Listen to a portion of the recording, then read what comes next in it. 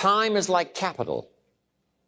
You can't let someone steal your seed corn. You can't let someone steal your capital. And you can't let someone steal your time. When should you start the day? Now, jot this one down on time management. As soon as you have it finished. Plan the day the best you can, leaving plenty of room for improvising and surprises and all the stuff that happens during the course of the day. But if you've planned a good, productive day, now you start that day, you can't believe how much more valuable your time will be. Don't start the day until you have it finished. Now, here's the next one. Don't start the week until you've had it finished.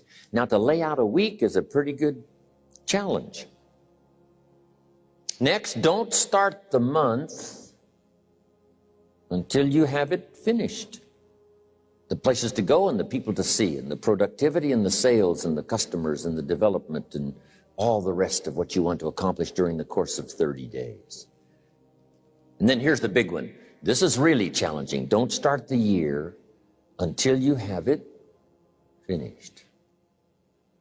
To the best of your ability. It can't be finished like minute by minute. But in terms of the sweep of what you want to accomplish in the year 2002, make sure that that's set and ready to go by the time January 1st rolls around. And it might get all upset. It might get torn up and you do a new one. You make so much progress the first 90 days that now you've multiplied it all by 2, by 3. Because that happened to me. I thought, wow, this is going to be a great year. By the time I'd finished the 3rd month, I'm rolling, I'm soaring. So many things are happening, I revised my whole year's plan. Now let me give you Bill Bailey's description of time. Life is not just the passing of time. Life is not just the passing of time. Life is a collection of experiences, their frequency and their intensity. Life is not just watching the clock tick away.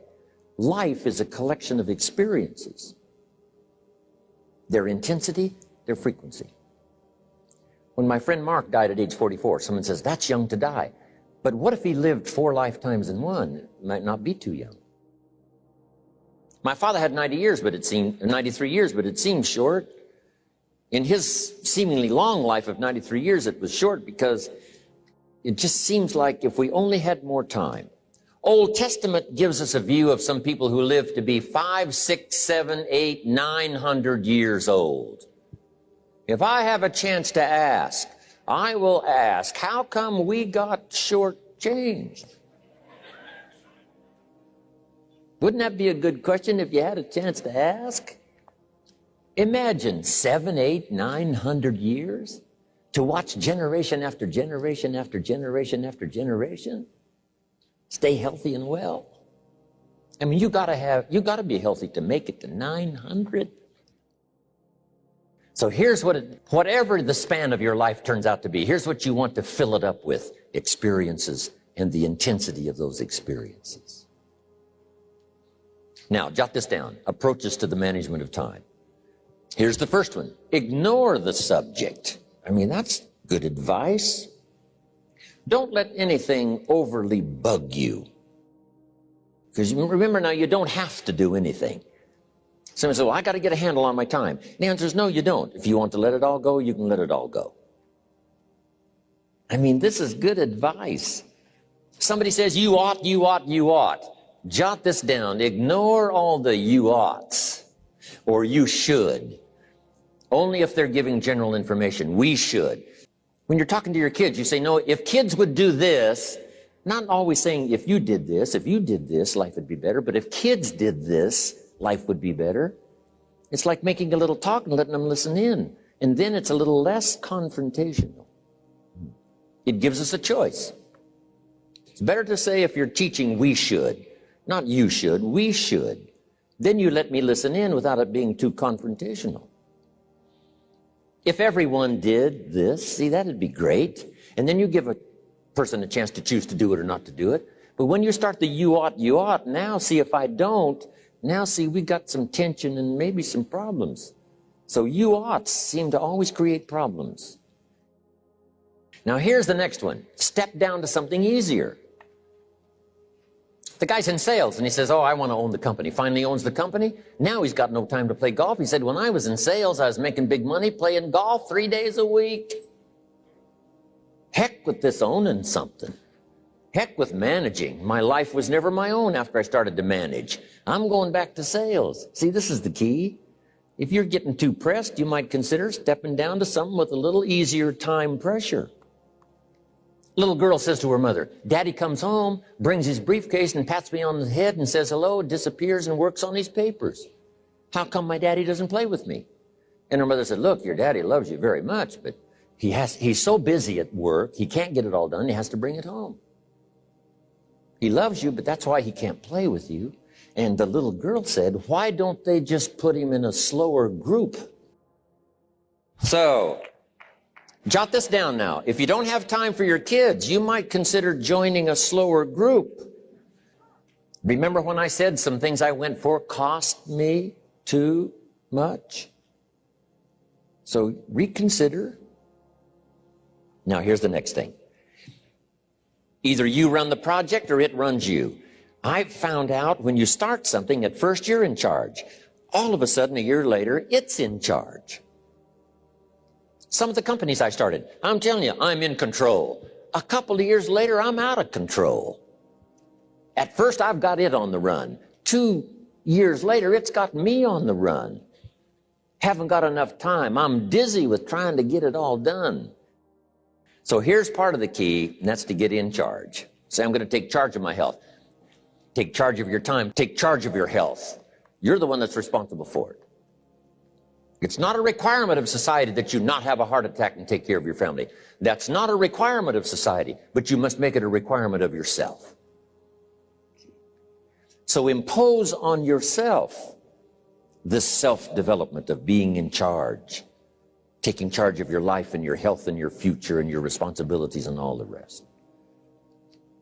Society doesn't require that you build a financial wall around your family nothing can get through. That's not a requirement of society. It's a requirement you impose on yourself to build a financial wall around your family nothing can get through. Next key to time management, and that's work longer and harder. But see, there's a limit to that. I almost lost my health the first year. I went so crazy about personal development and achievement. I just went bonkers.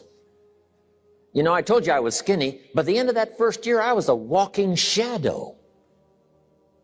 And then it suddenly occurred to me, what if I got rich and too ill to spend it? I mean, that was a shocker.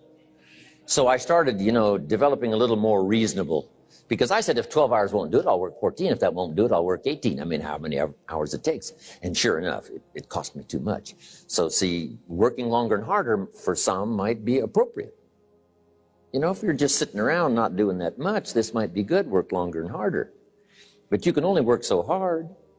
Here's the key, not to work harder, but smarter. When you've worked as hard as you can, doing the best you can in terms of physical output in the time, reasonable time. Next, reasonable time is enough time to achieve all of your goals. Just jot that down. Reasonable time is enough time. I had to learn that. Reasonable time is enough time. Here's why. It's not the hours you put in, it's what you put in the hours. If you start depositing greater ideas into the hours you've got later than now, I'm telling you, later you can't believe the productivity that will flow. The ideas you can't think of now, a year from now, they'll start to flow. And when you deposit those ideas in the hours you've got, productivity multiplies by 2, 3, 5, 10. Here's the next one. Often review. Just go over your goals to make sure that your list is working for you. It's got you inspired. It's got you turned on. Somebody says, how come you're up so early? Say, if you were headed where I'm headed, you'd be up early too. Wow. If you were going to meet who I'm going to meet, you'd be up early. If it was going to stack up for you like it's stacking up for me, you'd be getting up early. Here's some more time management essentials. Learn to study what we call majors and minors. You pick up the phone Here's what you must say when you pick up the phone. Is this a major conversation or a minor conversation? If it's minor, a few pleasantries and you're done. If it's major, maybe you've got to make a few notes. So here's the next one. Important conversations, make an agenda before you make the call. Just jot down a little agenda. It's so easy now to just talk out of your head. Did you ever hear a conversation end like this? Let's see, there was something else. See, you don't look that swift. I can't think of it right now. I'll call you back. See, you look a little incompetent. Let's see, there was something. It escapes me right now. Really? So have you got this now? Make an agenda before you make a call if it's an important call. Now later that saves you all kinds of stuff. You call John in, the salesman, say, John, remember those 4 things we went over? He said, no, we didn't talk about that. And then you pull out your daytime or whatever, and there's the list you made when you made the call. He said, oh yes, seems like I do remember. And you've got him with your list. If it's just, salespeople especially can talk you out of what's in your head. It's true. No, we didn't talk about that. And if you don't have a little proof, I'm telling you, it's gone. So make an agenda before you make a call. So what's major, what's minor? Now here's the key on this. Don't major in minor things. If you take up major time to do minor things, I'm telling you, you'll be behind the curve constantly. Here's what we learn in sales training. What's major time and what's minor time? Here's minor time, thinking about prospects. Here's minor time, making lists of prospects. Here's minor time, keeping books on prospects. Here's minor time, going to see the prospect. Here's minor time, evaluating the prospect after you've been there. That's all minor time. Here's major time, in the presence of the prospect. That's major time. If you're in sales and you took a look at a week, you'd say, my gosh, I'm spending 90% of my time on the minor stuff and so little time on the major stuff in the presence of. How many hours in the presence of in my day? How many hours in the presence of during my sales week? Because the time that really counts is in the presence of the prospect. Majors and minors. Here's another big one. Learn to say no. I'm telling you, in such a social society we have now, it's so easy to try to be a nice person saying yes, yes, yes to everything. Find yourself overloaded. Now you got to call and make the, well, gosh, you know, all the time it takes to back out of something that you said yes to too quickly. Here's what might be better. I don't think so, but if that changes, I'll call you. Little things you can use not to overcommit yourself. My friend Ron Reynolds says, don't let your mouth overload your back. It's a good one. Now here's a big one, concentration. I had to learn this. All those years ago, I'm in the shower trying to compose a letter. Found it turns out to be a strange letter. So here's what I learned to do. Save the work till you get to the office. Save the work till you get to the work. Don't try to get to the office on the way to work. On the way to work, enjoy the way. In the shower, enjoy the shower. Then go to work when you get to work. I found this to be helpful. Concentration. Next. When you work, work. When you play, play. Don't mix the two. Don't work at play. I used to take my family to the beach and I would bring my briefcase. I learned not to do that. Or at the beach, I'm saying I should be at the office. I should be at the office. Now my family's upset. Because I'm at the beach and I'm thinking office, office, office. Now when I'm at the office, I'm thinking what? I got to get my family to the beach, the beach, the beach. So things are not going too well at the office because I'm thinking beach, and things are not going too well at the beach because I'm thinking office. Here's what I learned to do. At the beach, be at the beach. At the office, be at the office. When you work, work. When you play, play. Don't mix the two. Don't work at play. Now here's one of the most important ones. Don't play at work. Work is too serious. You don't want the reputation of being the office joker. It's not a good one. Yes, there's time for some pleasant stories. Yes, there's time for a little humor. Yes, best if it's a happy office, of course. But I'm telling you, you got to be serious about work because you're parting with a piece of your life for the work you do. Your work costs you a piece of your life. Here's what it's called. serious business. Not grim, not unhappy, but serious. Don't play at work. The old expression, I don't think we use it anymore, horse around at the office. Play around, play jokes, play tricks. No place, not at the workplace. At the beach, yes. At the bar, yes. Somewhere else, not work. You got to treat work with all due conservative passion, because it's leading you to your future. Here's another key phrase: all work is good. You may not like your job, but if it's the stepping stones to get you to where you want to go, you got to appreciate your job. You don't have to have a passion for your job. Here's the ultimate passion: a passion for incredible success in every department of my life. That's the passion. But don't look down on some menial job you have to do to finally get you to where you want to go. No job is menial. No job is not, every job is noble. Training life for pay, making a contribution to society. Here's another key time management essential: don't mistake movement for achievement. It's easy to get faked out by being busy. Guy comes home at night all exhausted, falls in the chair and says, oh, I've been going. Here's the big question: doing what? It's not the going. Some people are going, and they're doing figure eights. I mean, their progress is small. So don't mistake movement for achievement. Here's another one in sales we learned: don't mistake courtesy for consent. If somebody's pleasant and they nod, you say, oh, they're going to buy. No, they're courteous. You can't mistake courtesy for consent. Next, beware of the telephone and all other systems of communication, especially the telephone at home and systems of communication at home. And here's one of the best lines I've got for you for the weekend: let all communication systems serve you, but don't let them intrude.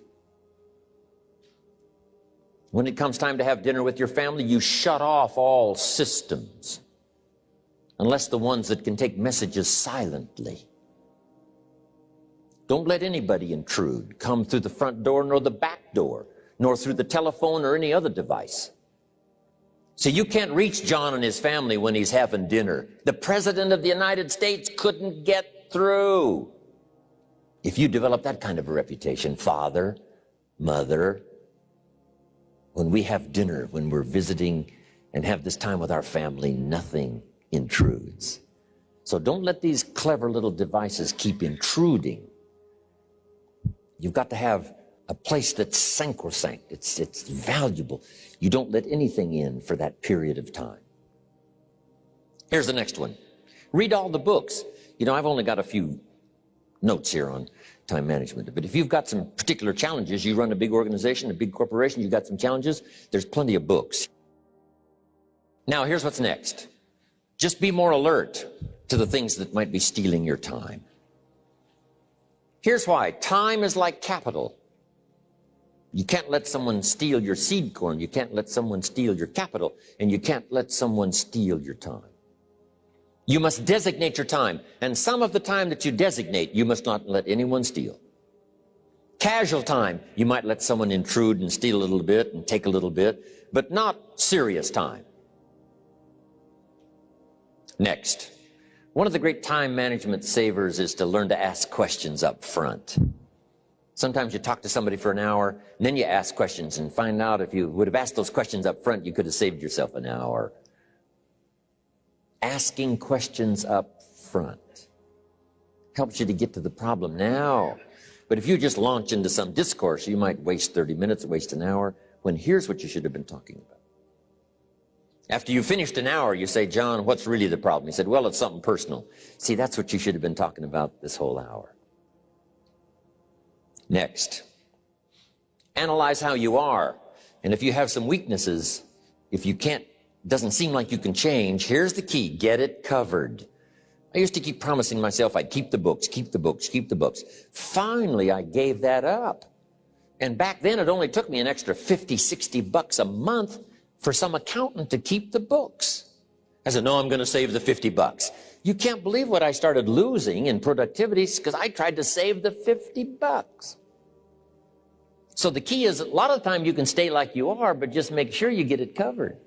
Okay.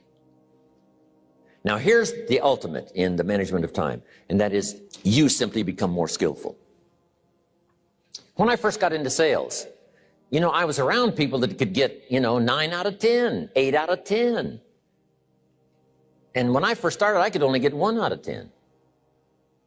But here's what I did. I worked around the clock, so that I would make up in numbers what I lacked in skill. That's good in sales. You got to jot that down. When you're new, you make up in numbers what you lack in skill. Now, when you become more skillful, the numbers can go down because now your persuasive ability and all of that is now so high that you don't need to put as many numbers out. But at first, if you want to compete or if you want to really get good, you've got to put in the numbers. But if you get more from yourself, develop more of yourself, now the time management becomes an easier task.